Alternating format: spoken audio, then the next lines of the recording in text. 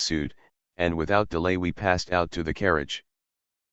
As we stood by the carriage, while my host was giving the motorman directions as to the course of the drive, Mrs. Morris remarked that I had best sit on the back seat with the professor, as looking forward, it gave a better opportunity for observation. The seats faced each other, and whether it was by accident or design, I hoped the latter. Her mother had no sooner spoken the words than Miss Helen stepped forward and placed her foot on the step to enter the carriage. I helped her in and her mother after her, and then at another lightning-like flash of those wonderful eyes which conveyed more meaning than any mere words, I entered the carriage and took my seat opposite to her. Professor Morris followed, taking his seat by my side, and as I looked into the face of the peerless woman before me, so chaste and beautiful, with just the suggestion of a fine scorn in the curve of the exquisitely chiseled mouth and drooping eyelids, I felt that but for the presence of others, I must have fallen on my knees before her. If Cupid had let me pass through all the years before, unscathed, he was atoning for his dereliction by a most extraordinary display of archery, for with every glance of those glorious eyes an arrow seemed to quiver in my heart.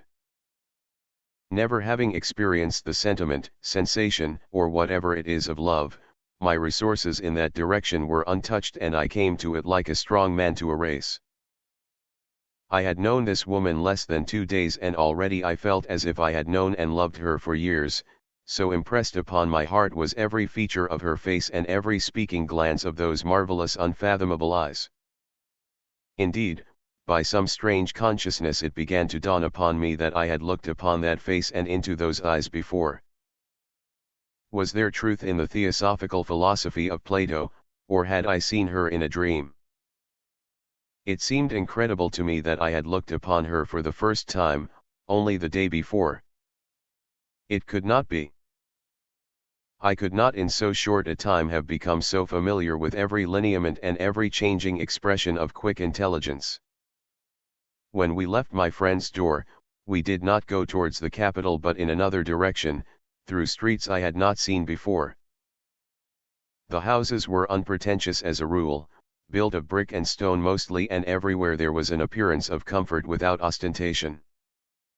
We passed through miles of shaded streets, by fountains and monuments, through parks and pleasure grounds, finding everywhere beauty, cleanliness, and evidences of prosperity. We passed houses of the most distinguished men of the nation, including those of the President, members of the Supreme Cabinet, and others eminent for their achievements in the field of science and letters, and there was no noticeable difference between them and the residences of ordinary citizens. There seemed to be no aristocratic quarter, and when I proposed to turn through the slums and succeeded in making myself understood, I was informed that there was no slums and nothing corresponding to them. Have you then reached that ideal social state where you have no poor? I asked. We have at least reached that ideal social state where we have no rich, answered the professor. Indeed. Do you mean to say that you have no wealthy class at all? More, replied my host, that we have no wealthy person at all. What? I exclaimed, not a single rich man in the entire republic?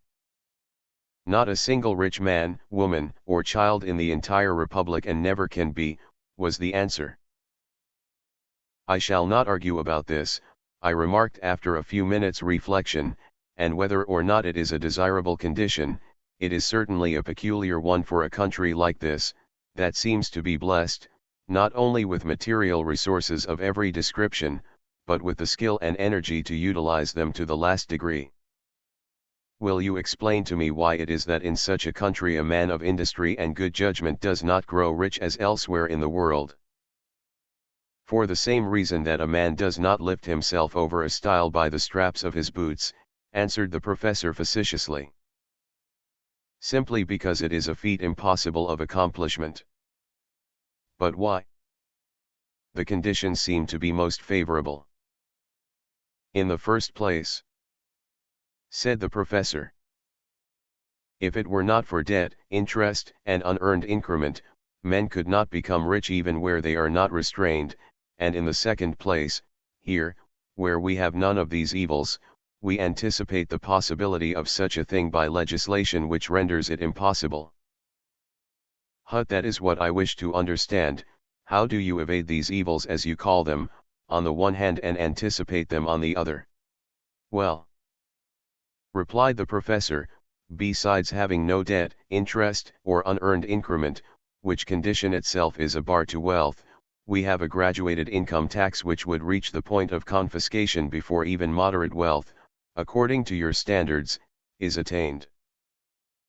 For instance, all incomes above 800 dms, are taxed 10%, and 10%, for every additional 400 dms, which limits the income to 4,400 dms, for at that point the tax takes the whole. You see, this tax limits incomes to a possible sum of 1,200 dms. But, said I, without asking it argumentatively, how can you, who are such a stickler for justice in the abstract, justify this confiscation of a man's property, when, as you claim, your system is so perfect that it cannot be acquired by dishonest methods? Theoretically, it is unjust, assented the professor, but the object of a truly enlightened government is not so much to vindicate any ethical code, as to secure the happiness and welfare of its citizens. If a particular bull should grow horns so much longer than the rest of the herd as to put it at its mercy, he should be dehorned, although it might seem cruel. Not because he had acquired his weapons unjustly, but because having them puts it in his power to be unjust. We have ideal political conditions, and I cannot conceive how a man with any amount of money here, could use it to the detriment of others, but you remember Alexander's boast that no city was impregnable to him, into which he could introduce an ass laden with gold. When you stated just now that you had no such things as debt, interest, and unearned increment, I remarked, I take it that you intended to convey the idea that these were practical nullities above the limit fixed by your income tax. Below that limit, I presume a man may use his money in the way that will yield the largest returns. He may use it in any legitimate way, was the answer. That is, he may buy commodities or employ labor or engage in any enterprise that does not conflict with the statutes.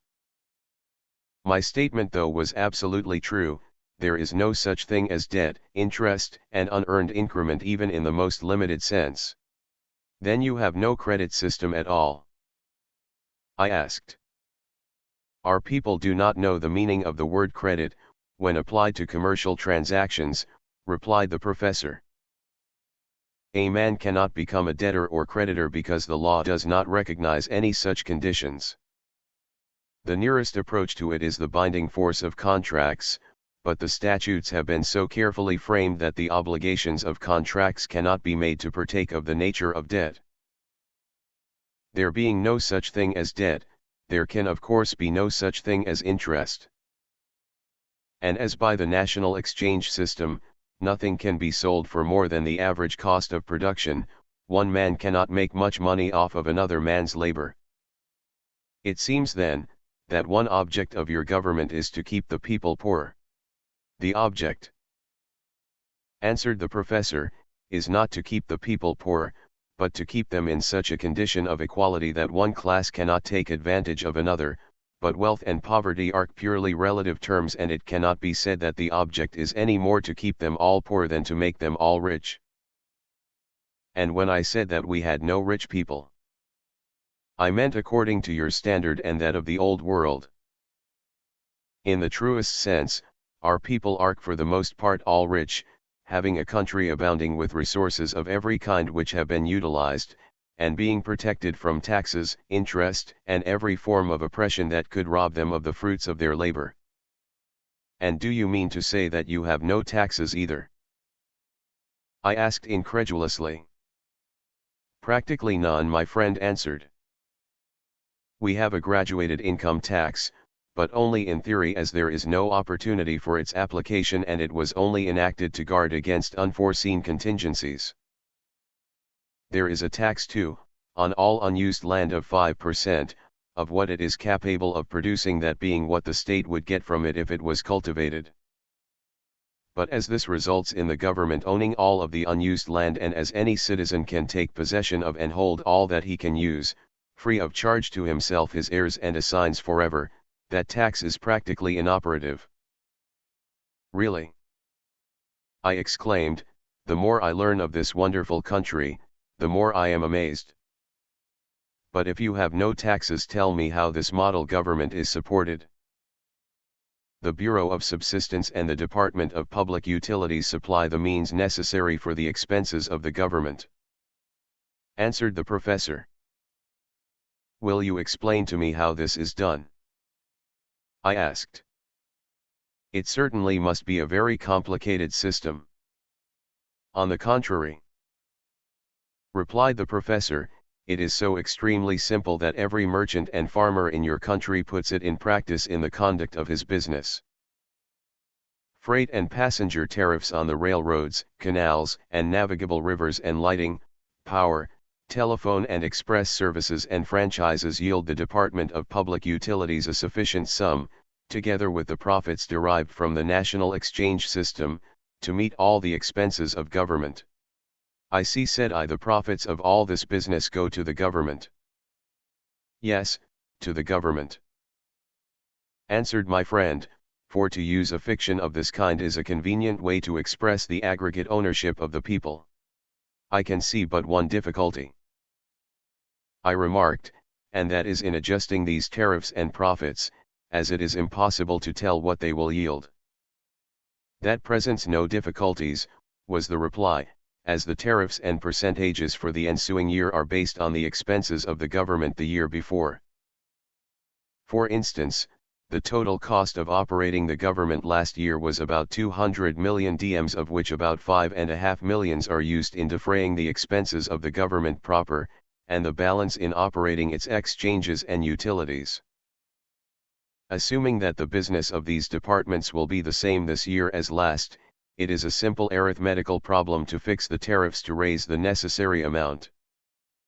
As a matter of fact, though, in making up the budget for any year, a very liberal margin is allowed, and the excess thus accruing is expended by the Department of Progression in scientific experimentation and new utilities.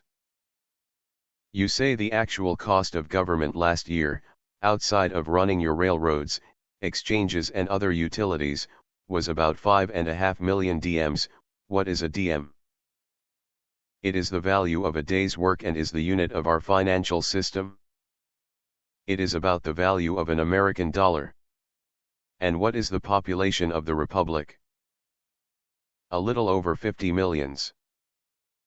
It seems incredible, said I, that 50 millions of people can be governed for this sum and say served for this sum, interrupted the professor. Well, served for that sum, and I cannot understand it in any other light than that your people have advanced to a higher plane of intelligence and morality than the people of other countries. It may be said without egotism that they have advanced to a somewhat higher plane of intelligence, said the professor, for the results of it are here to show, but I do not think they are any better morally. Morality and religion is the surplus crop here, as in America and everywhere else. They do not rob and oppress because they have combined for mutual protection against each other. The entire government seems to be run on the principles of a great trust or corporation, I remarked. That's just exactly what it is, replied my friend. It is the logical end and culmination of trusts and monopoly. It is a trust formed of the whole people for purposes of government, commerce, transportation, education, and everything else that pertains to their welfare. The cost of the entire system in all its branches, operative, legislative, judicial, educational and penal, amounts to an impost of about 5%, on commerce, while the tariffs for transportation and other public utilities probably does not exceed 1/2 of what they are in countries dominated by wealth. I had never had any commercial training, but I knew that it cost all the way from 10 to 100% of the value of any product in the United States to get it out of the hands of the producer and into those of the consumer. What is the total business